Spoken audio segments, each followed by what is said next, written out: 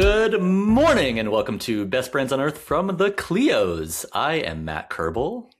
And I'm Hayley Clover. Yes, you are. So what's going on? What's going on in your world? What's in your feed? What are you watching? What are you hearing? Well, Matt, you know that I'm a big reality TV person. I have to ask you if you watch Summer House.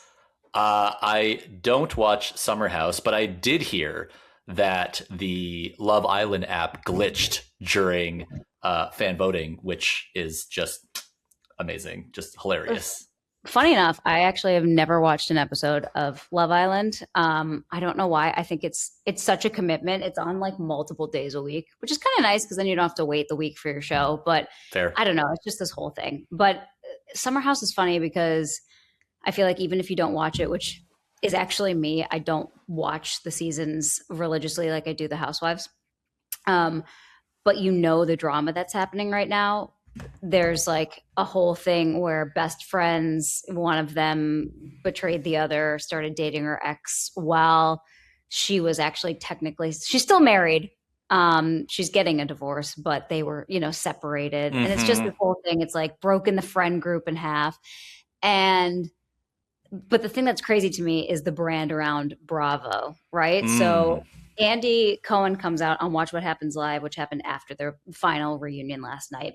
Okay. And gives us some insight about essentially like a whistleblower. Somebody had leaked part of the reunion before it was ever supposed to come out. And fans were pissed because they were like, we don't want to see this like behind the scenes before you guys actually wrap it all into a pretty bow and like, put it out there. No. And long story short, come to find out that the person that helped them figure out who that leaker was Jennifer Lawrence, the actress, the Oscar-winning actress. No. She's a massive Bravo fan, like huge Kardashian fan, like she watches all of it. That tracks, let's be honest. It does, but it's also like that's how crazy like ingrained that brand is into everybody's life. You can be an Oscar winner and be so like unbelievably busy. She's settling into like full-blown Bravo mom season of life. Oh yeah. For sure. But I just like couldn't believe it. And then the fact that I'm sure he even reached out and was like, do you care if I say this? And she was probably like, hell no, go for it. That just makes for the best TV. Like I honestly, I will say that sometimes when I'm stressed out, I'm like, oh, maybe I'll just watch reality TV and feel better about myself. Well, no, it's so true. Like that one, two, sometimes you need to turn your brain off. And if you miss like a couple of minutes of that show, it really doesn't matter. Like, yeah, it is. It's a relaxing. It's a lane. It's a lane that someone's got to own. Well, that's awesome. Sure. I'm glad you are enjoying your reality TV as always. Last thing that got me stoked was Toy Story 5 is coming out. Yeah. Kids are very excited. It's one of my favorite franchises ever. Yeah. So I just learned, I was this old when I learned that Bad Bunny has joined the cast as a I want to get this wrong. I'm looking over here as a forgotten toy named Pizza with Sunglasses. Hell yeah, that's amazing. I am so stoked for Bad Bunny as Pizza with Sunglasses. No, that's so good. I love that. Well, all of the characters are hysterical. Like when I think it was Toy Story 3, maybe when they brought in Forky. And they just kept saying, "I'm trash." That was just trash. Oh, we do that. We literally make Forkies in our family. Oh, it's so good. I mean, it's just so good. So easy to make. So funny. Like best toy ever. But he'll be great. He was really good in. He's funny. Adam Sandler's movie was obviously like just stupid funny. No, Happy Gilmore too. No, he's legitimately funny. He's been great on SNL. Otherwise, I'm slightly tired. Our younger guy had a dream about zombies and woke us up in the middle of the night last night.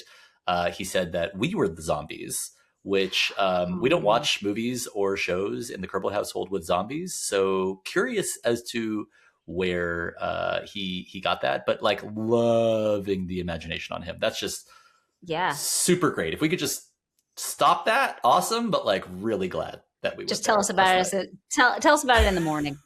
Is really or have him write it down. Please, write all of his tell your brother. You guys share a room. Okay, so as you know, and as people will find out, we kick off the show every week with a song that's kind of like thematic of the moment. And today, I would say of the brand, of the guest, which I'm super stoked about because I've been a fan and a consumer for a while. So today's song is School's Out by Alice Cooper. Why, Matt? Well, great question.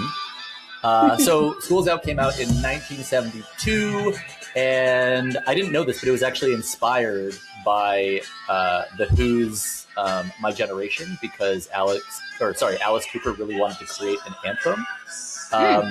And I also read that Cooper wanted to embody the rebelliousness of kids who couldn't wait for school to be over, especially those last, he talked about the last 3 minutes, which, like, you know, when like you're sitting at your desk and you're like staring at the clock and there's like 180 seconds. 3 minutes of your life. Longest of your entire life. And so, drum roll, the reason why I thought about this song as well, besides the fact that kids are getting out of school now and summertime is starting, and I, of course, played this for my boys when they finished school last week, is that today's guest is Recess, which is awesome. And of course, you know, when I think of the word recess, I think of school. So excited. We're going to talk to Zach. So should we get him in here? I think we should bring him on. All right, let's do it. Okay, I'm super excited. Our guest today has spent the better part of 2 decades building brands that people don't just buy, they believe in. Zech Francis started really young. He launched his first apparel brand at 12, which is actually insane.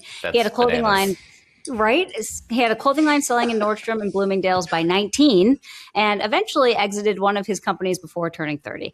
After years of building and investing in consumer goods brands, he spent nearly 8 years at BeatBox, the fastest growing ready-to-drink cocktail brand in the U.S., where he led marketing through a $490 million acquisition by AB InBev. Good job, congratulations. Now he's brought that same energy to Recess, the functional sparkling water brand that's built a cult following, not just around an ingredient or an occasion, but around a feeling.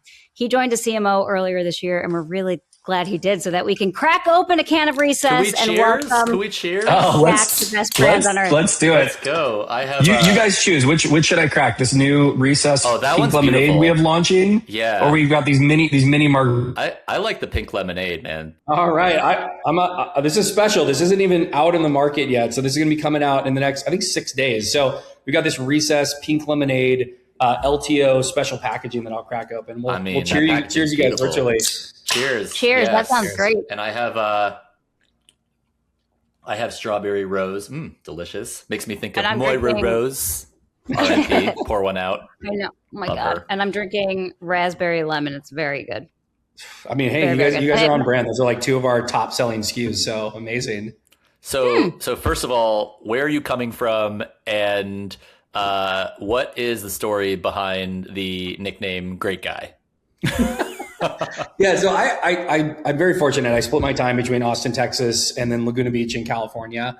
I mostly live on an airplane. So the last few months have actually been like pretty mellow from a travel perspective. But I mean, last year I was on the road probably 150 days out of the year. So really just like on one, you know, like we expanded BeatBox internationally. We were on the road sponsoring thousands of different events throughout the year. So every weekend I had an excuse to kind of go somewhere and really kind of leaned in and took advantage of that like fun moment in time. But the Great Guy story, it comes from a really good friend of mine, John Carlo. He's still a CPG entrepreneur. Back in the day, we'd play this game with each other. We were like, let's try to go to a store and convince the checkout person to give us a discount, and whoever can give the biggest discount wins, right? So this was the shtick. You'd go to the store and go, hey, I'd like to buy this water and these snacks or whatever. And guy go, okay, let's, ring you up. It's $9. And you go, hey, do you have the good guy discount? And they'd be like, like, what do you mean? You go, well, I'm a good guy. You're a good guy. Like, is there something you do for like friends and family for good guys? And, and so that was like the ongoing evolution of like good guy. And then hyperbole took it to great guy. And then some of my employees for years and years, they made this joke where they put my name down on all the trade show badges, at speaking events, anything that I was like showing up to, they'd put Zech, Great Guy Francis. So I probably have 100 lanyards and badges that don't say Zech Francis. They say Zech, Great Guy Francis, or Great Guy in all caps, and then my name, Zech Francis, right below it. I love incredible. That so much. Yeah. And that is like the best intro to your personal brand ever. Hey, I'll take it. If anything, I'm unfiltered and real and honest all the time. So it definitely plays into it. That's amazing. Well, I was going to say, did you get to keep the nickname because you got the biggest discount, or who won? John Carlos pretty slick. So I don't know. I think we were pretty even, Steven. I think we were pretty tied with that one. That's awesome. Love that you spend your time in Laguna. We'll have to sync up because fun fact, one, my in-laws live there. They live on Victoria Drive, which I'm sure you know. And I proposed. I proposed on Victoria Beach. That's amazing, man. Super early on Christmas morning in 2012. Jeez. 2012. Wow. Way too early, unnecessarily early, so that nobody would be on the beach. Like you're talking like 5 a.m., 6 a.m. Like how early? Like dark. Yeah. Like you know, like wanted the sun to come up. The sun wasn't coming up for like another 45 minutes at least. So that's funny. Right, well, it's good. It's good you said yes, not like, why the hell are we out here? Why did you take me to the beach so early? I didn't really sleep, but I definitely crashed that day. But I love Laguna, love the art scene. Laguna Beach is hands down one of the most beautiful places on earth. Like I've traveled almost everywhere in the world, and like hands down, some of the best beaches in the entire world exist in Laguna Beach. And it's funny because like my sister-in-law or my family from out of town will come and visit Laguna, and they're like, what do people do here for work? Like everyone's just like on vacation all the time. Everyone's wearing shorts and flip-flops. That's why you joined Recess. Just chill. Yeah, that's right. Yeah, just chill. I think I mentioned this like before we kicked off the recording, but Laguna is really a special place for Recess as well. So Ben Whitty, the founder of Recess, who has fast become a good friend, he told me this story. I asked him, really early on, even before I joined the brand, I was like, yo, like what is up with the gradients and the cloudscapes on the cans? And I was like, it's such a disruptive and kind of clever design that you guys came up with all those years ago. And he's like, no one really knows this story, but like the reason we have the gradients and that seem like sunsets and that the cloudscapes is that my mom has never missed a sunset. Like she and my dad still live in Laguna Beach. And funny enough, they live very close to Victoria. I'm not going to dime them out on where they live, but and apparently, she has just never missed a sunset, and that was kind of the inspo for the can design. So to the point where I told Ben, I'm like, we got to build some sort of marketing story, some sort of heartfelt. Why do we have the clouds and the gradients, and maybe do an interview, sit down, interview, drinking a recess with your mom, and she can tell the story about her love and affinity for sunsets. Love it. Yeah. I mean, Corona, the beer, official beer of the beach, and Recess, the official beer the official drink of sunsets. I love that. 100%. I know it has a ring to it. Awesome. So welcome to the show. We couldn't be more excited to have you. So let's talk about you. Let's talk about Recess. People may or may not know this. You are the new guy. You are like brand new to Recess, and all of a sudden you're on Best Brands on Earth talking about Recess. So throw you right into the fire. But tell us about what was it about this brand, this company, this team, this kind of moment that attracted you to join, and also like how did this go down? Like who found who? How did this happen? I think people love to know about like how executives actually join companies, and why do you think they thought you were the right person for the moment? Yeah, I mean, that's a lot to bite off.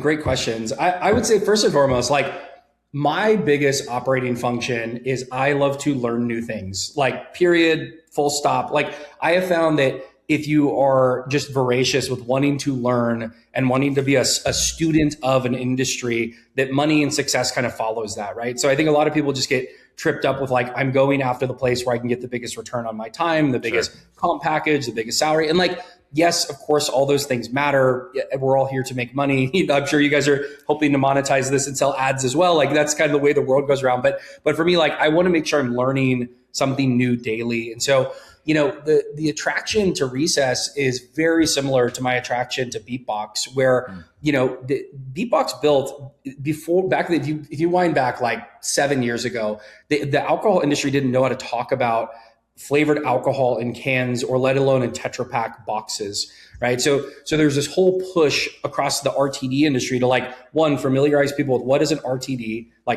talking about ready to drink cocktails in general.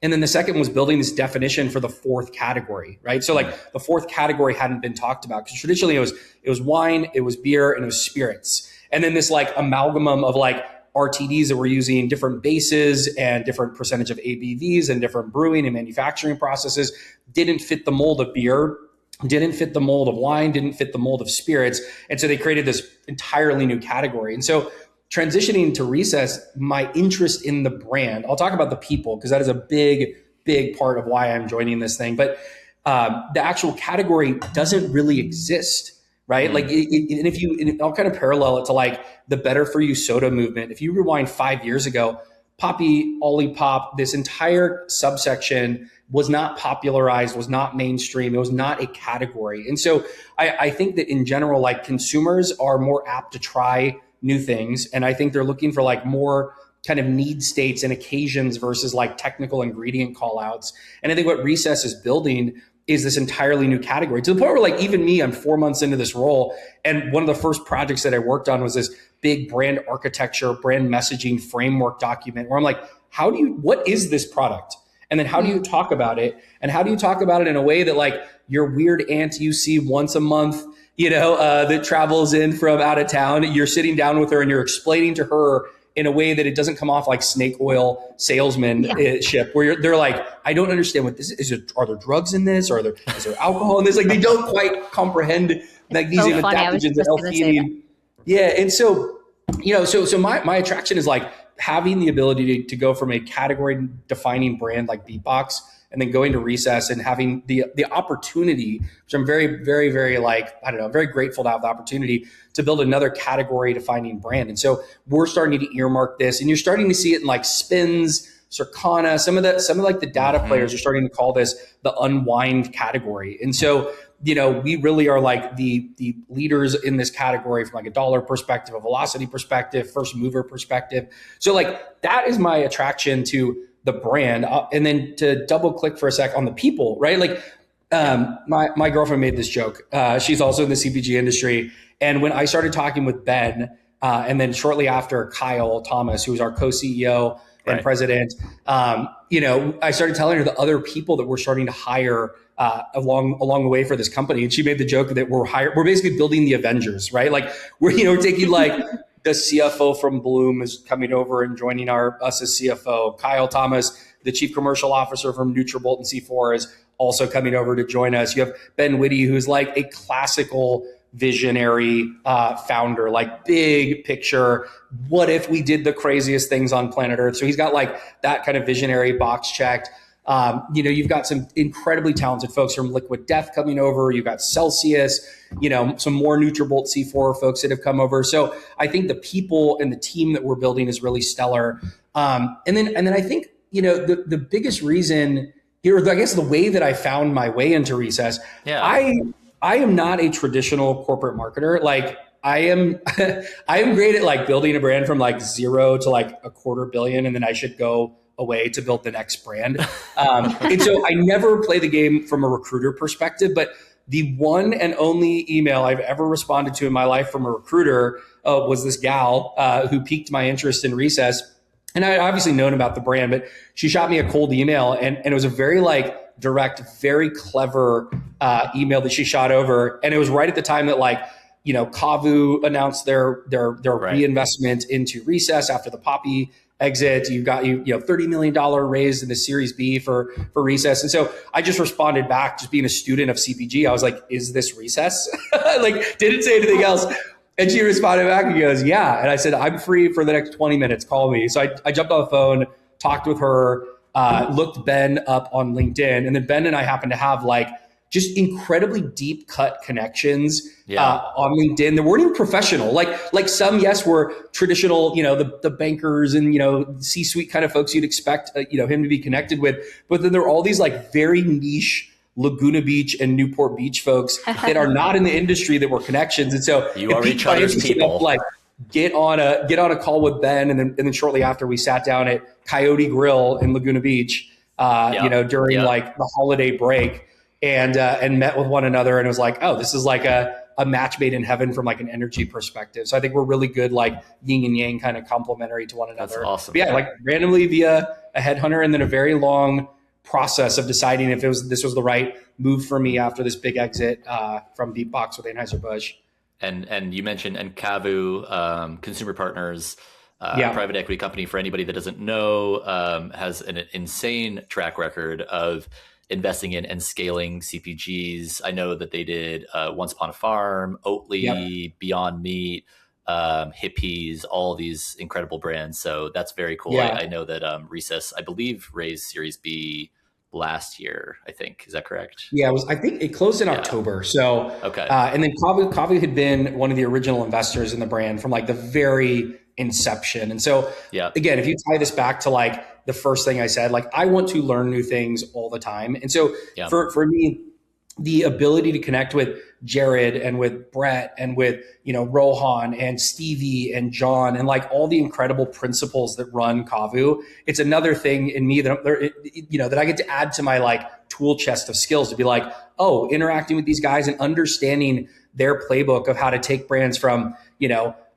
brand new, early stages. Yeah, like super early stage, all the way through these multi, $1, $2, $3 billion exits is really exciting. They're gonna allow you to go beyond 250. Now your cliff is going to be a little bit further. That's along. right.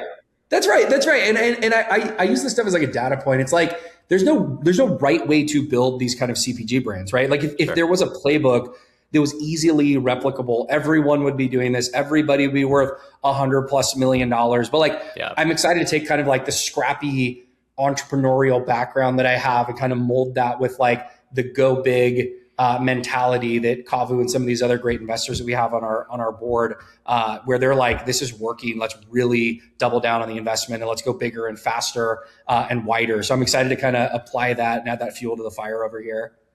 That's super exciting. Is there, like, when you're thinking about, you kind of mentioned if everybody could do it, like everybody would be doing it, but you also kind of mentioned being adaptable and like willing to change the strategy and not necessarily sticking to one thing. Is there something specific that you bring when you come in now and you're 4 months in that you're like, okay, but this is something that I do think I really would like to try with Recess to not only continue that kind of cult following, but also bring in those new folks that maybe haven't tried the drinks yet? Yeah. I mean, the biggest thing for me is like, I think the brand has an incredible cult following and they have had it for years and years and years. I think that the next evolution, the V2 of Recess, is really going broader and going mainstream. And so one of the first things that I worked on, as I mentioned before, is this brand architecture, brand messaging framework, and really going beyond just this niche nighttime wine replacement drink and really going, oh, it's Recess Mood is a sparkling water that helps you chill, right? It's like, this is what it is. Like, it's this premium sparkling water with 10 to 20% fruit juice, all natural ingredients. Like, it really is a high quality, a plussed up version of Spindrift, a plussed up version of LaCroix, a plussed up version, a lot of these like, high flavor, high quality sparkling waters. And then on top of that, we're bringing a functionality to the shelf. And so I think like broadening that. So you're going beyond just a nighttime wind down routine and really taking Recess Mood and making it an anytime unwind, I think is a really big unlock. And I think too, the other big, category that we're playing in right now from a product perspective is the Recess Zero Proof mocktails. And so you guys are students of the game. You're reading all the same data that I'm reading on moderation is sober curiosity. Yeah. People are very health conscious. They want to make slightly better decisions daily without making a big deal of it. And so some of that is plussing up the, supplements that they're taking like Grooms, or cutting back on alcohol and zebra striping and moderating with brands like Recess. And so I think like that is another, just big kind of like macro tailwind that is kind of like hitting us right now, which is really exciting. So, and then I think too, like the consumers are so interesting right now. Like I think there are brands that can succeed by building singular products where like, this is my one product and I have these multiple flavors and multiple size formats and multiple pack formats. But I really think that like the biggest brands that are getting built now and into the future, they really are these platform brands, right? They're not just selling singular products. They're selling these emotional outcomes, right? So you look at like Red Bull and Celsius, like they're building like energy meets better for you lifestyle athleticism, right? Like there's this kind of like amalgam of like energy, but it's really like these really are lifestyle, health centric, outdoorsy kind of brands. Same with Athletic, kind of playing in that space from the NA beer side, and then Liquid Death, like their whole thing is like just taking a contrarian view to water, still water, sparkling water. And like, that's a very real kind of perspective. And they're starting to build more of a platform where they're not just a still water, they're a sparkling water, they're a tea, they're an energy drink. Like they're really trying to hydration sticks. They're going beyond that. And so for us, like we're really trying to really own this like unwind occasion and build like a platform and a portfolio of products that kind of like fit and suit that need. Yeah. I want to really get into the platform aspect in a second. I think that's super interesting. And I think it's a great way to think about the evolution of the company, the evolution of the brand. It sounds like Ben has, crazy sort of visionary designs on where this could go, which sounds like that's what attracted you. Before we do that, Hayley and I were talking yesterday and we were like, we have to ask Zach about the name. Like,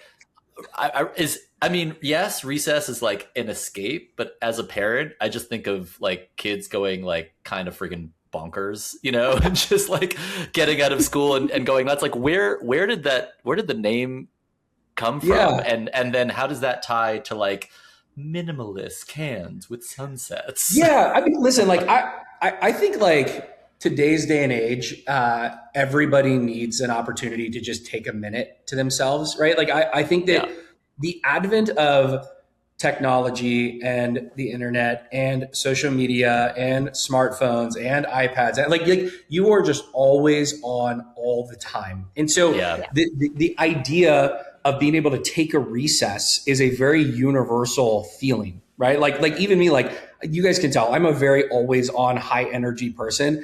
There are moments where I'm like, I just want to sit in a dark room and like not speak and not look at a screen. And I want to be weird and like drive in my car in silence versus listening to loud music like I normally would. And it's that moment of just like introspection and kind of taking a pause from the craziness that really is like, girl.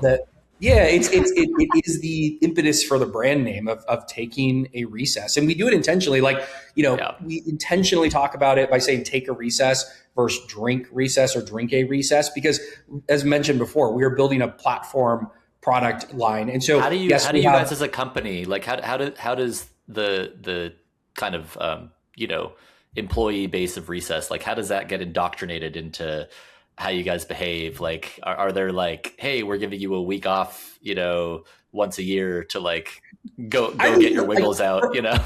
We don't, it's a good idea. We don't have like a buzzworthy, like we take every Friday off kind of like, sure. Nike just got rid of theirs. So people are. Yeah.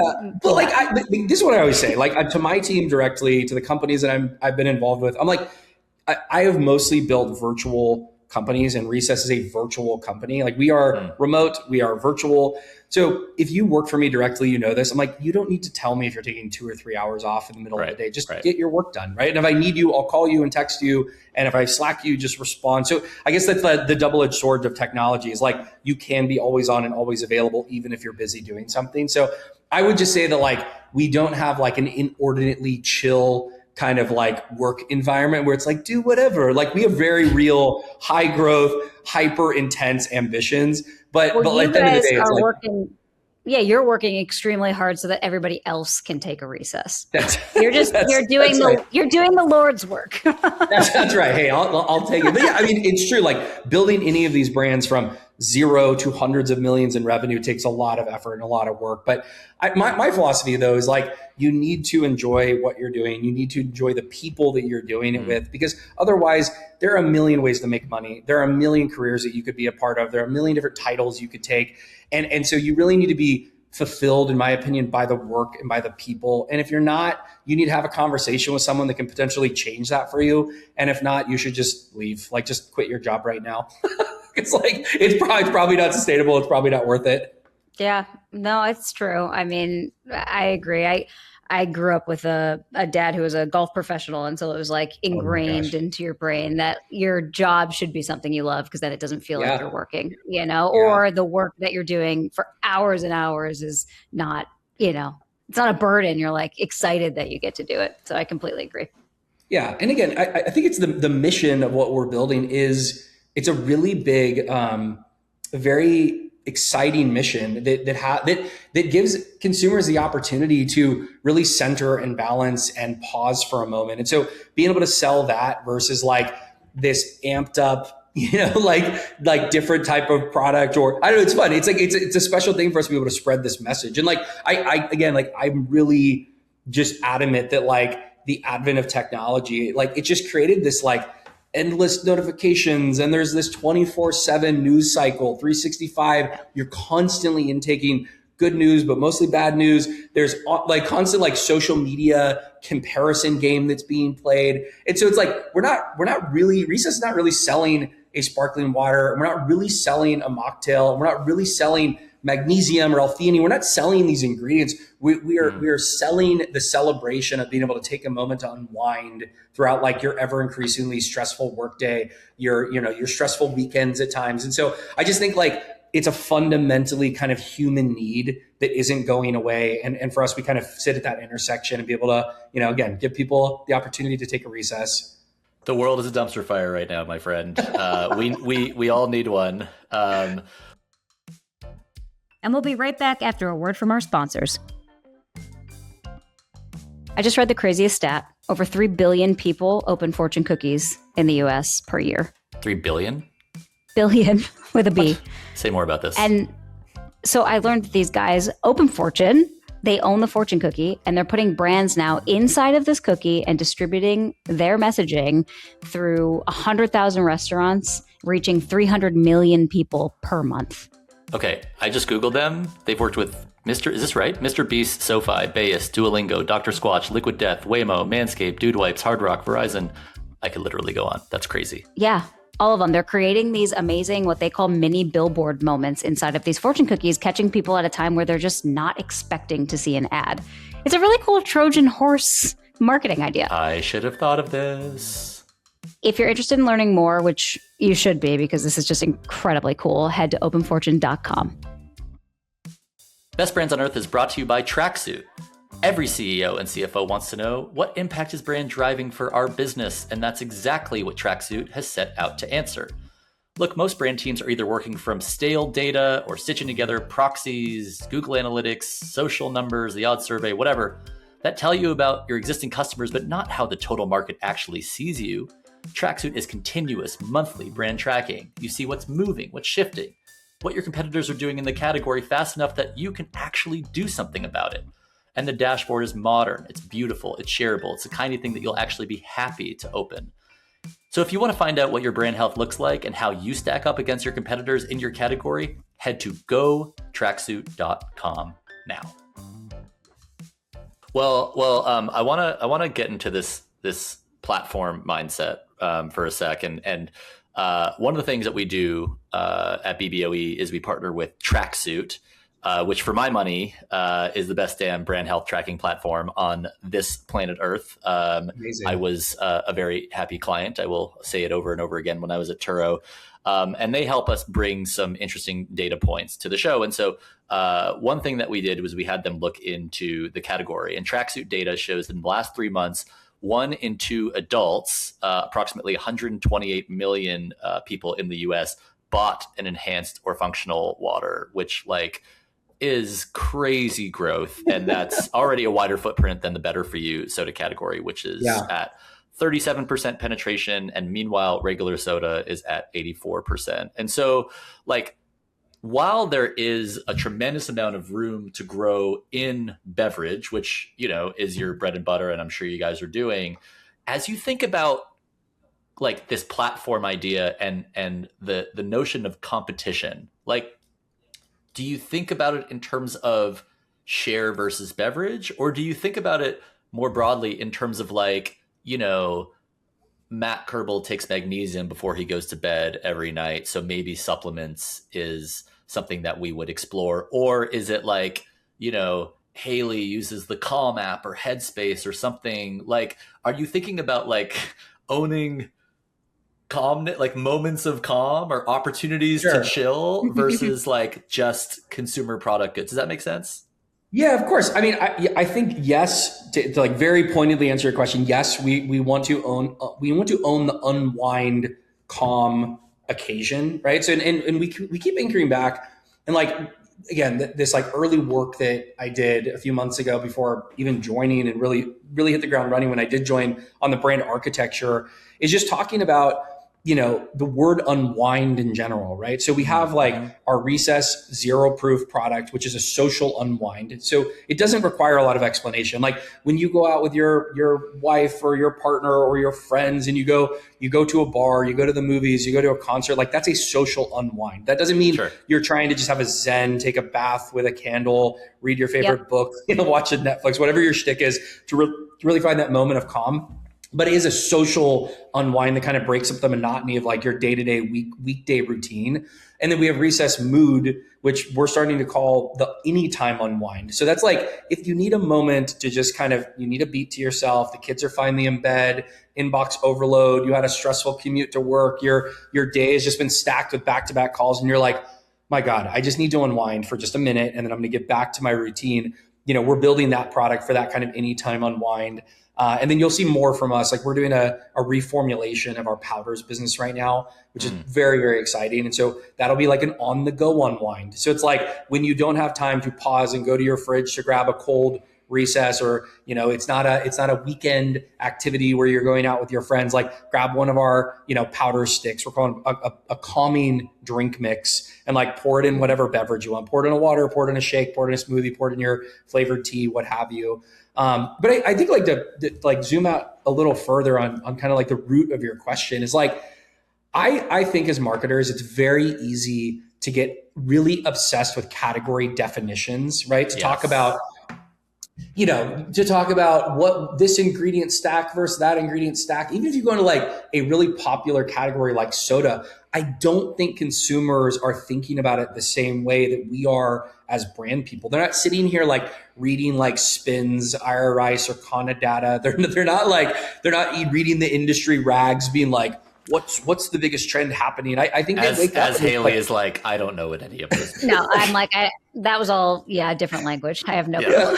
And so like consumers just wake up and they're like, how am I feeling today? Am I tired? Am I feeling energized? Totally. Am I hungover? Am I hungover and I need a Diet Coke? Yeah. Am I happy? Am I sad? Am I anxious? Right? Like they're starting from like a selfish kind of like personal need state, right? They're not like, what category should I go into and shop at today? What shelf set should I go into and buy? You know, am I buying the better for you wellness section, or am I buying the soda section? They're meandering through stores like, this is kind of a need state I'm looking to have solved for me. And so I think for us, like we are not really competing directly with like, you know, a glass of wine or a cocktail or a soda or a gummy or a meditation app for that matter. Like I think the competition for us is stress and anxiety. And I think it's the need state for consumers to want more accessible, easy to understand, delicious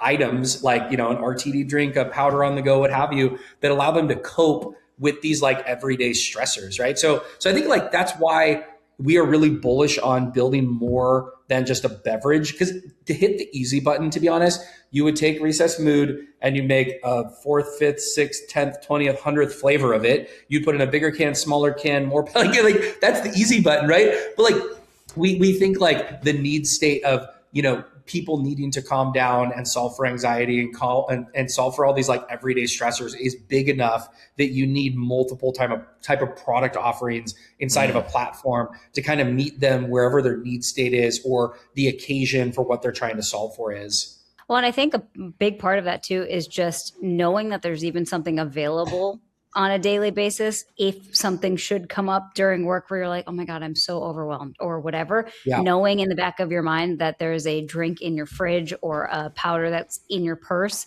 is almost a bit like, it's almost calming in itself without even having to open that actual It's a mental beverage. hack. Yeah. Totally. Yeah. And I think too, like one real exciting thing about building this product line or the series of product lines, the platform that we're building is that this is not so niche. Like I come from most recently from the alcohol space, and unless you are a absolute degenerate, you probably are not drinking alcohol in the morning, in the middle of the day, and at night, right? Like with the exception of like, I'm on vacation in Mexico, there are no rules. Like this is like margaritas. Don't judge me. It's like have a Carajillo at 9 a.m, like go for it. But like most consumers, like that solves for a specific nighttime occasion.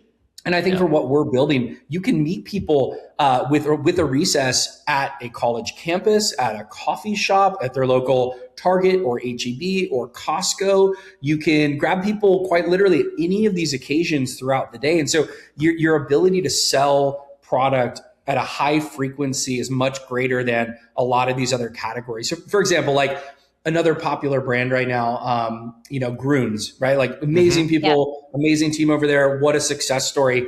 You're not popping a Grunes like 3-4 times a day, right? Like that's not the need state. Like the need state is like, I want to do something that makes myself feel a little better without making a big deal of it. And I'm going to do it once a day, right? Like I'm going to take my vitamins and I move on. Plus, like you could have 3, 4, 5 different occasions throughout the day where you could grab a recess. You could crack a recess mood, a recess mocktail. You could take one of our powder sticks and pour it in water on the go. So that's just a really exciting thing from like a TAM perspective. Like we just have a giant marketplace that we can kind of go after. Well, so I have to ask, because it's interesting when you talk about you are able to kind of meet people where they are too. You all are actually making a large bet on experiential this year. Yeah. Which we read moving from around 50 in-person events a year to maybe 50 like a month, which is a massive jump. So talk to me a little bit about why that's the right decision. And is some of that switching that narrative to the social unwind as well and getting people out of the mindset that it has to be just for that nighttime kind of routine? I think it's twofold. I think, yes, like we are trying to train broader consumer occasions and broader habits for where we can insert recess into your daily routine. So like, yes, that's a part of it. But I will say that like, if you zoom out and you even go back a few years, like with BeatBox, our biggest hurdle to overcome is a very paralleled hurdle to what we're overcoming here at Recess today. It's a new product. People don't understand it. They don't understand what the liquid tastes like. Is it carbonated? Is it not carbonated? Is it full flavor? Is it a whisper of flavor? Like people do not know. And so I always say this, I'm like, I can't digitally put liquid in your mouth, right? I can spend infinite money on performance marketing and infinite money on all these digital experiences and streaming TV and connected TV. And I can inundate you with video and visuals and education on it. But at the end of the day, the only way that I'm going to convert you is if you try it at some point. So those things are like good hooks. You're like going fishing. Like, I hope that I catch a fish. I hope that they try it and then they like it. Then they're a repeat purchaser. But I think that, there's a lot of old school marketing tactics that are really applicable to these emerging category brands like Recess. And so for us to be able to get in front of tens of thousands of consumers in a day in a focused market where we know we need to show up and win in makes it much easier for us to get a lot of people to try the product at once. So the simple math I'll break down is like, if I were to try to do 50 samplings in key markets and in a month, it would cost me an inordinate amount of money, right? Like coordination and bandwidth from a time perspective, making sure we have the right table setting and the tablecloths. We're paying for an agency to come in and do the sampling. We're buying the product from the store, et cetera. Like we're spending tens and tens and tens of thousands of dollars on like just 50 events versus if we can show up for those tastings, if we can show up at an event where consumers are already excited, they're already there in mass, they're already open to trying new things. Like you guys, if you've ever been to a music festival or you saw your favorite, like who's your favorite artist, Matt and Hayley, who do you guys love listening to? Oh, God, Coldplay is who I've seen it live most. Yeah.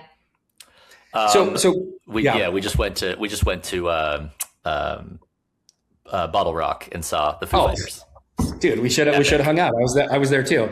So at Bottle Rock or at a Coldplay concert, like you're not on your same routine. You're not like, I need to eat a salad and make sure that my macronutrients are in check. And you're like, fuck it. Like I'm going to drink that extra glass of wine. I'm going to eat the corn dog. I'm going to get the nachos. Like you're already kind of like open. Your aperture for like trial is already pretty open. And so I think meeting people at live events where they're already expecting to have a good time at, and then if you're plussing up their event and you're making that experience fun, and then they try your product and they're like, wow, that was really good. And they wouldn't have tried it otherwise. They may have seen it on socials. They may have seen an influencer. They may have been served an advertisement via whatever mechanism. But if they haven't tried the product before, we're not going to convert them at retail. Right. And so the big push is to go from this, the big like headline that we're pushing out there is like going from 50 events a year to 50 a month, but it's the truth. And so the way that we're accomplishing it tactically is like a dramatic reallocation of capital investment into brand marketing versus just digital performance and retail media spend. Like that stuff is important. And it's a real lever that you have to pull on. You have to make the investments into retail media. You have to make the investments, especially for us with a huge part of our business being on Amazon. You have to invest in search. Yeah, you have to capture the demand when it's ready. Yeah, you have to, but really, I feel like if you're building a brand, you need to meet people where they are outside of socials. Like it's so easy to move past a digital ad on your Instagram or TikTok. Like when do you click on that and when does that convert into a purchase? Like never, right? Never. You're like, maybe one time this goofy item. I can only imagine the amount of women that have gone through Sephora or men and have tried some sort of makeup product or something and purchased it and wouldn't have otherwise ever tried it. 100%. 100%. So really it's like a capital allocation shift from like traditional performance in digital and retail media spend to over indexing more onto the brand marketing side of things. The other benefit too, that I'm just very excited that I get to do this. In alcohol, it is so strict, right? Like it's so strict. I cannot gift you product unless it passes through a distributor, unless it's shipped via a licensed broker that also has a 21 plus signatory, via and FedEx. You're like, how's your mood? Want to make it better? Yeah, right. Exactly. And for us, like we could do like really exciting things by doing in-kind product donations, right? Yeah. And so the hybrid that we're doing, like last month in May, on that talk track, we blew past 50 events in a month. We went from doing, again, 50 events a year to last month in May, we did 85 events. And it's not like we produced 85 events. Like that would be impossible. I could not, it's not possible with the scale that we're at, the size of our team. We could not do it. But we can do is pick off like 10 to 12 events a month that we can produce ourselves. So just last month, I'll rattle off a list. I've got it here. Love it. Like we had a few events in New York. We had like a build your own margarita class at Jack's on Bond, where like we invited people to go and make their own light touch mixology recipes inspired by this new mini margarita line that we have. So, you could take this and leave it NA and leave it as a mocktail, but put tahini on the rim and add lime and gummy bears and like just make it kind of a fun kind of like cocktail experience. Or you could add a shot of tequila, right? Like we're not judging you. We did this apothecary candle making class in New York. We did a Muse paint bar night in Tribeca. Big fans. Yeah, we did a city pickle in Times Square. So like the pickleball, indoor pickleball. So like we're going after these like micro events where we can afford to produce them. We can do them at scale. They're very community focused. Is like, how do we get people IRL, like in real life, to come and interact with us? We're fortunate too, because we do have like a very engaged social audience. So the flywheel is like, look at this cool event that we just did. Join our community online. You'll learn about these events. We'll invite you, then you'll show up. And then it's like that flywheel kind of just so like happens. Yeah, it's my boy Nick Tran is doing it with Ciroc Athletic Club, and he calls it a social honeypot, right? Which is have these events, create, social, invite amazing people to it, Yep. and then create FOMO in anticipation for the next Totally. one, right? And totally. It's a very real, like flywheel, whatever. Like it's like a consumer behavior. And so Zach, like, this is actually an interesting question or an interesting thing that you're bringing up, because like, 2018, you guys start, Ben creates it because like, administration 1.0 is coming in and everybody is, stressing out, and technology is taking off, all that stuff. So it hit on a time. And I remember it's like when I was at MeUndies, a long time ago, and we were one of the first brands to put underwear on the internet to buy without trying it on, right? Like it was like a whole new thing. But then all of a sudden, you have all these other brands, right? You have Mack Weldon, and, you have Tommy John, and you have Aerie, and, you have Third Love, and you have all these companies. Today is different. It's 2026. So like, I swear, I go to stores or even like, Lord, let me talk about direct to consumer. Like everything is in a beverage now, right? There's like seaweed and there's mushrooms and there's, all kinds of stuff. It's overwhelming. And then you have like, the gut health ones that you talked about, the Poppy and all these. And then, you have all these, sparkling waters, and then you have regular waters like Liquid Death. So in a world in which like competition is rampant now for what you should drink that isn't soda, like, is the experiential push, like, one, is that a reaction to how do we stand out, or is it, or is it that you saw an opportunity such that like people want that in real life connection, or is it literally as simple as like cans and hands, we want to be the Red Bull of relaxation? Like what, how do you think about this moment and moving forward? I think this is validated by data. You could look at everyone from like Live Nation to AEG to Legends Global. I mean, whatever, any of these guys that run these studies constantly and talk about how more than ever consumers are willing to overinvest in real life, analog, person-to-person experiences. Totally. Because it's starting to feel, it is more special, right? Like even now, like this is great. I'm so stoked to be on this podcast virtually. But like, my God, wouldn't it be sick to like be in the room and like I could read your body language better, you could read mine better. Yeah. We go crack a beer after this. You know what I mean?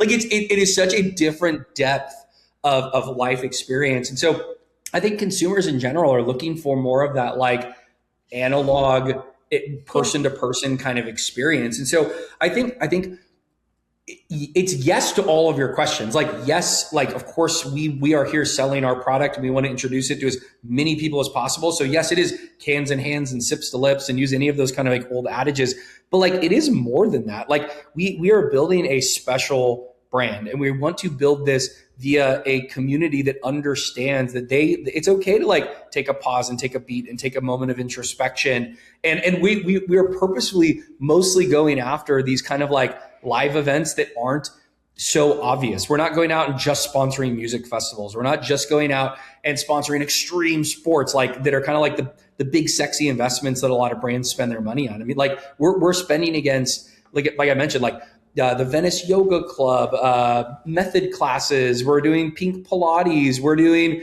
up in Montauk, like on and on and on. Like we're doing all these different events that are very real and are kind of like unexpected to have a brand insert themselves in. Like how many times have you gone to like a yoga Pilates class, a pickleball event, and there's like a brand that's there, right? So there's kind of like, there's also and they hand you a recess after you're like, that's right. That's dope.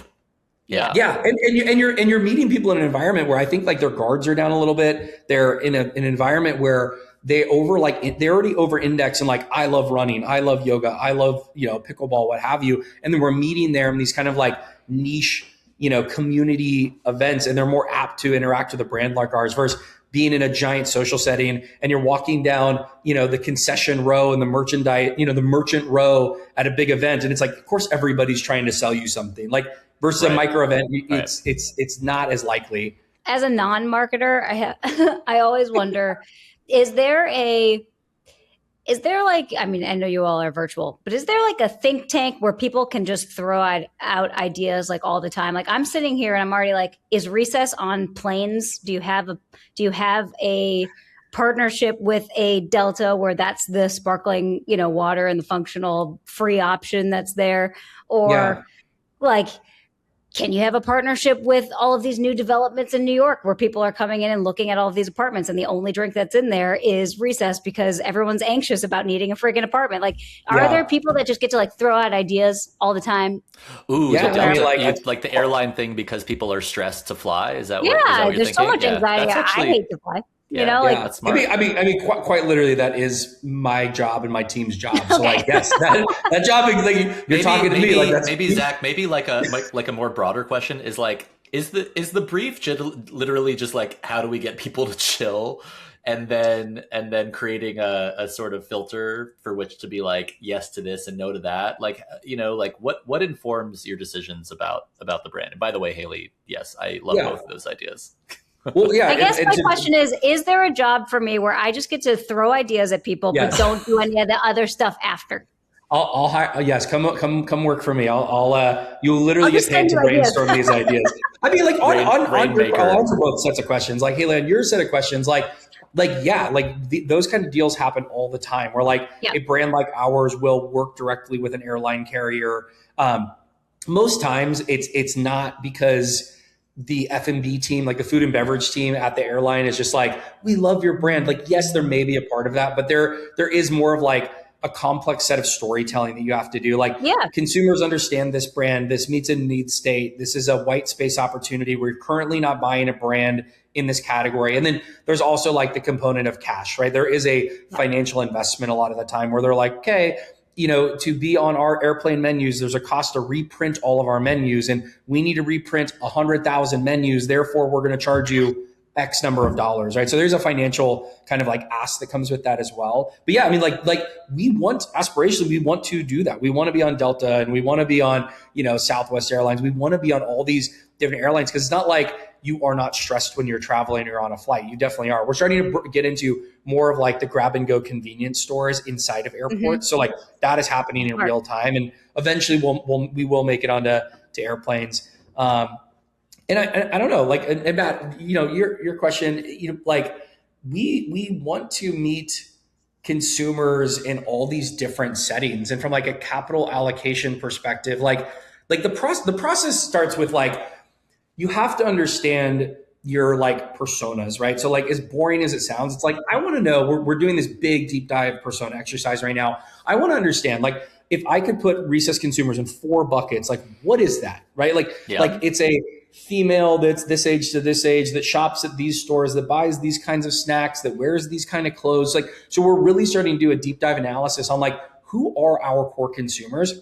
Mm-hmm. I think for me though, like, I don't love getting completely lost in the data. Like our consumer insights team is 10 out of 10, incredible, but it's just a data point, right? And so as marketers, you're like, yeah, I want to validate that, like, by doing this, the TAM, like I can bring in another 300 million in revenue, but like there's also the art form to like being able to kind of intuit and kind of put the sizzle to the steak, if you will, for what the data is kind of feeding back to you. So that's what we're in the midst of doing right now, is like, these 3 or 4 persona groups that seem like our highest likelihood for, if we acquire them, they help us reach our revenue goals. But then also like going after aspirational groups. And then from there, you kind of parse and you build these personas where you're like, okay, if this consumer group over here wears Aloe yoga clothes, athleisure clothes, you're like, great, we should do a deal with Aloe, right? And then it's like they go to these kinds of, they like indie music and they go to these kind of festivals. It's like, great, we should sponsor those festivals. They love trashy reality TV, like they love Love Island, they love what have you, like the flavor of the month kind of show. It's like, great, let's go broker a deal with the talent from Love Island. Let's go try to do a direct like product placement deal. So those are kind of like inputs that help you make the financial decisions to get in front of those consumers where you're most likely to succeed and most likely to grow your brand from a customer acquisition perspective. Yeah, that's also interesting. The possibilities kind of seem endless. Yeah. Which makes it fun and challenging all at the same time. being a good marketer is straight up capital allocation. Like at the end of the day, like you only have so much money to spend, and it is very easy to spend money, not dissimilar to your personal life. Like you guys could go out and spend hundreds of thousands of dollars right now. Probably not smart, right? Like probably want to be tactical about it. Like maybe I should not buy that fancy car. Maybe I shouldn't buy that house. It's too expensive. So it's the same as a marketer. You're making sure that the capital that you're spending, it has the highest ROI. It has the highest likelihood to be successful. Because otherwise you're just kind of willfully being wasteful, and your business is going to go under sooner than later if you're not very smart about it. The customer acquisition component. Totally agree. There's a million things you can say yes to. I think actually the more important thing is what do you say no to? So like let's just like play a fun little exercise here. Yeah. So if Recess has absolutely crushed it and is, still around and humming and expanded massively in the next 10, 15, 20 years, what happened? Like what, what in your vision and Ben's vision, in Zech, like what kind of went down? Where were you guys able to take this? What does that kind of look like to further... I mean, honestly, like 10, 15, 20 years, like who knows? Like I will say that in the next like 5 years, like our ambitions, and I think that the data is pointing to this, the investments in brands like ours, investments in competitors of ours, it's all kind of indicating that, if you rewind back in time and you look at like 20 years ago, like there was not an energy section in stores, right? Like you just walked into the store and it's like, there's coffee. And so you're like buying like Folgers or like whole beans and like, but the energy drink set did not exist at scale, right? And so now you walk into your local Target store, you walk into your local Walmart store, and all these different need states are starting to get products built around them. So you have an energy section, right? And you walk in and you're like, oh my gosh, like I have Ghost and I have Celsius and I have Gorgie as an emerging brand. I have all these different options that are energy specific.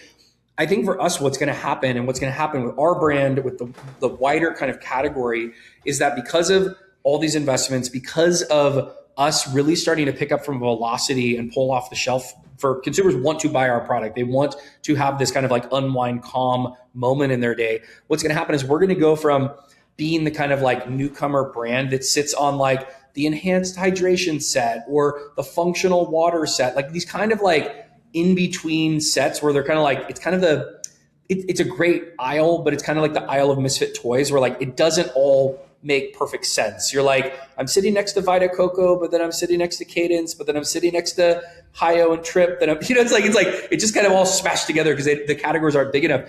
So I think in the next 5 years, there's going to be an unwind section of stores, right? And so you're seeing this. Like literally, I'm hearing this verbatim from some of our top retail partners. We are building unwind and or mood sections of our stores. So it kind of goes back to like the earlier part of our convo. Like, I don't think we know how to talk about this category yet. Is it a unwind category? Is it the mood category? I don't know. Like we'll see where the kind of dust settles, but there's going to be that kind of shelf set and that kind of section inside of Target, inside of Walmart, inside of HEB, inside some of these really massive national chains. And then that'll trickle down into your more regional grocers. And then that'll trickle down into your independents and even into C stores at some point. Crazy. Makes a lot of sense. It feels like kind of a natural progression just from, everything that I even see my friends taking, drinking, eating, things that they're trying to do to just like unwind. So yeah, that makes a lot of sense. Zach, I know we're coming up on time here, so we want to do a little segment that we call Crumbs of Wisdom, which is presented by Open Fortune. Okay.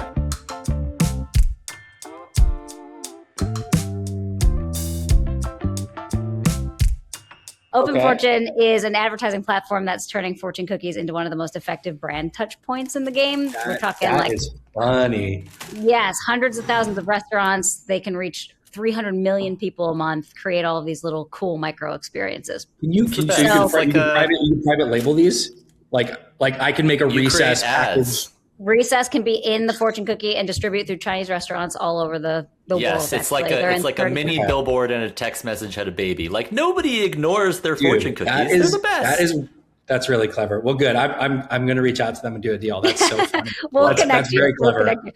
Open Fortune has a question for you, so Matt's going to open your cookie and see what the question is. So we have questions in here, and the loveliness of this is we have no idea what the question's going to be either. That's great. So I love this. I picked this one. I don't know what it's going to say. So crack it open. And everyone has like a different tradition with fortune cookies. Like, are you a crack and read? Are you a crack, eat, and then read? I'm a crack, read, and then eat to like make it come true. You know what I mean? Like a if you don't eat it, it won't come true kind of thing. Yeah, sort of like if you don't blow out the candles.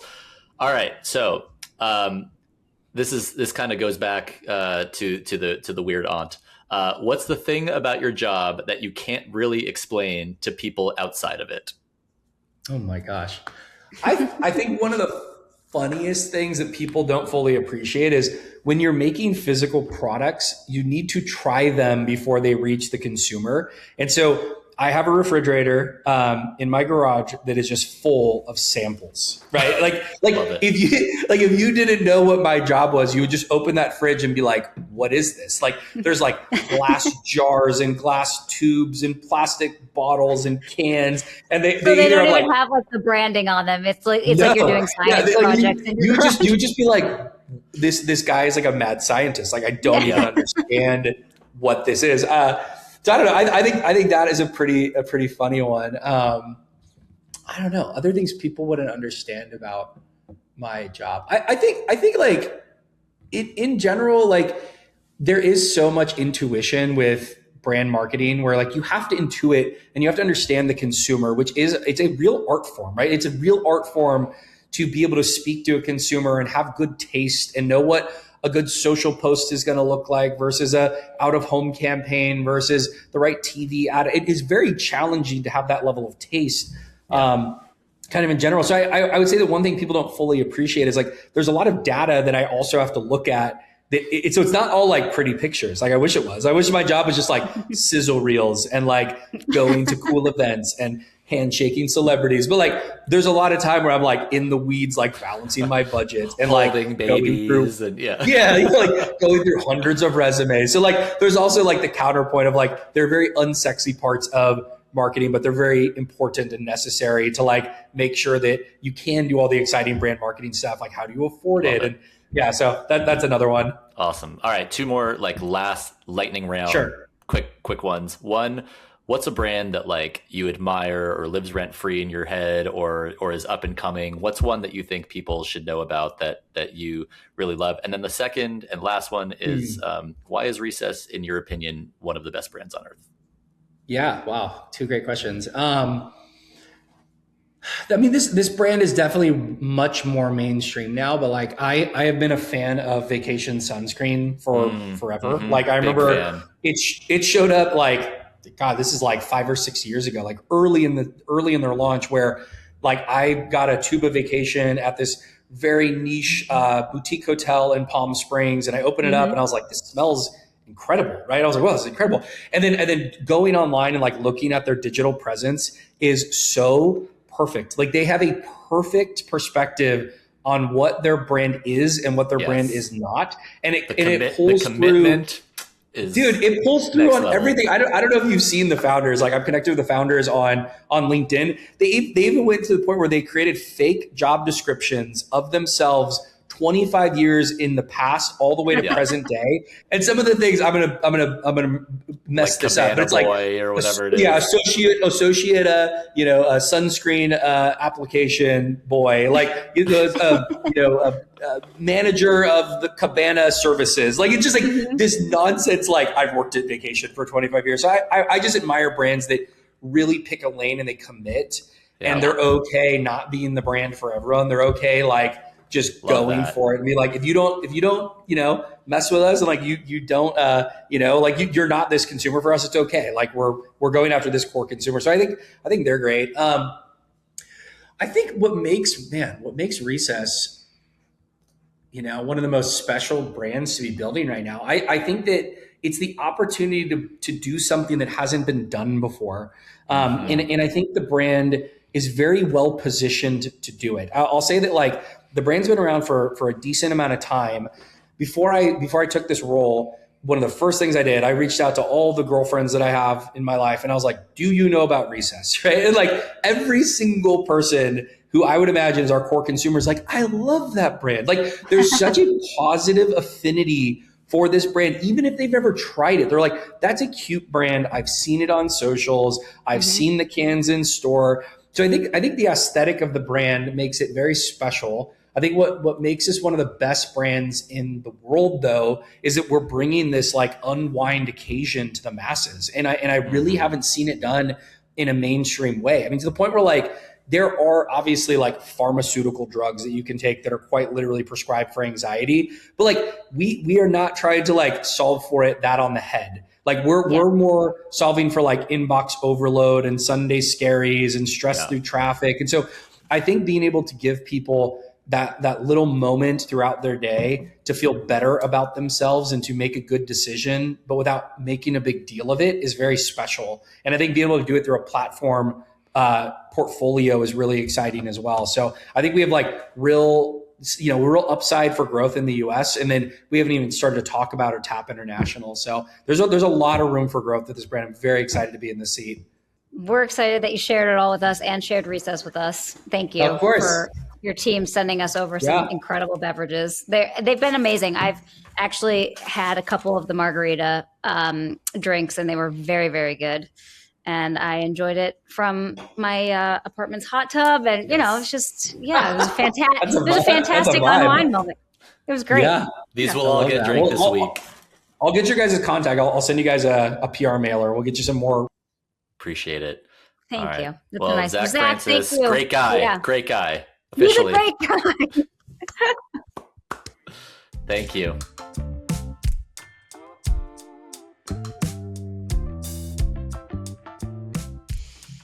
This drink is actually so good. It really is. It is delicious. And this might be nutritious. My favorite flavor that I've had so far, the raspberry lemon. I tried a citrusy one the other day that was more like lime and something else that was good, but this one, very good. Very, very good. I will need to try them all. And no, it was great. And I think Zach's awesome. Zach's awesome. He's a great guy. And I think that every store should have a wind down, chill, calm, cool, and collected section. Yeah. Were you surprised by anything that he, said in terms of where they're kind of taking the business? I think, what I didn't realize about their experiential strategy was the strategy itself, was the execution of like going super micro, and showing up at classes or, hosting classes or whatever. I think that that's really smart because, it's one thing to be at festivals, which it sounds like they're doing as well, but to be one of many versus just to be the brand that unexpectedly shows up. And I think that this notion of being unexpected and surprise and delight, and then having something that functionally can wind you down after something, or allow you to complement what you're doing, is really smart and actually is a way to stand out against just the myriad of competition. I've seen like fucking seaweed drinks on the shelf. I mean, it is bonkers these days. Yeah. What about you? I really like how he talked about the social unwind, because I definitely was kind of thinking of it as your end of day drink, or when you're like crazy stressed and you just need a drink. But it's so true, because I'm like an introverted outrovert. There's definitely times where I need like people and social interaction and those types of things to help me relax. And then there's the other times where I like want to be alone and like recharge watching TV. So I liked how he talked about that social unwind, because it's so true. Like all of those even being with a friend at a Pilates class or going out to get a drink or going out to dinner. And like all of those things do help you relax and take a recess. So also, can we talk about how you're already planning your exit strategy to leave me so that you can become the idea rainmaker for all of these brands? As we're talking, I do this with every brand. I don't necessarily have the marketing education to take it any step further, but I'm like, all I want to do is sit all day and come up with ideas of just be like, here you go. Just that's it. That's it. Just take it or leave it. I'm like, listen, here's 27 ideas of where to put Recess and other tiny micro experiences where you should be showing up. You're an inventor, but just the idea. That's including it. Don't actually do the thing. Including our Refuge event next week. Oh, that's right. That's right. I'm like, there couldn't be a more perfect unwinding, taking a recess situation. It's true. We're going to have to, we should give them a call. I'll talk on that front. Yeah. But, awesome. But yeah, I do think that it's really exciting, and I can't wait to now really be able to clock like how they're showing up in stores and see because I was definitely one of those people that knew the can before I had ever tried the brand. You know, I've seen it, but hadn't necessarily bought it. And also the fact that like Cavu has invested, Cavu has taken all of these, you know, consumer products, these snacks and these drinks that like are in everybody's pantries and fridges these days, you know, to the moon. I mean, Poppy got bought by PepsiCo for like a little bit under $2 billion with a B. So just a little. I think Recess is on its way. Zach seems great, and it sounds like they're hiring, like he said, the Avengers. So excited to watch them continue their ascension. Amazing episode. Thank you, as always. Where can people find us? You can find us on Instagram and TikTok at Best Brands on Earth. You can find us at our BBOE YouTube channel, and that is the actual acronym. And then, you know, find Matt and I on LinkedIn. We talk a lot and, you know, continue the conversations there. But yeah, Best Brands on Earth everywhere. And smash that subscribe button, as my 6-year-old would say. Make sure you subscribe so that you never miss an episode. And we will see y'all next week. Bye. Best Brands on Earth is a podcast from the Cleos, hosted by Hayley Clover and Matt Kerbel. Produced by Third Wall Creative. Original music for BBOE composed and produced by Brett Turner and Ian Walters. This has been Best Brands on Earth. Until next time.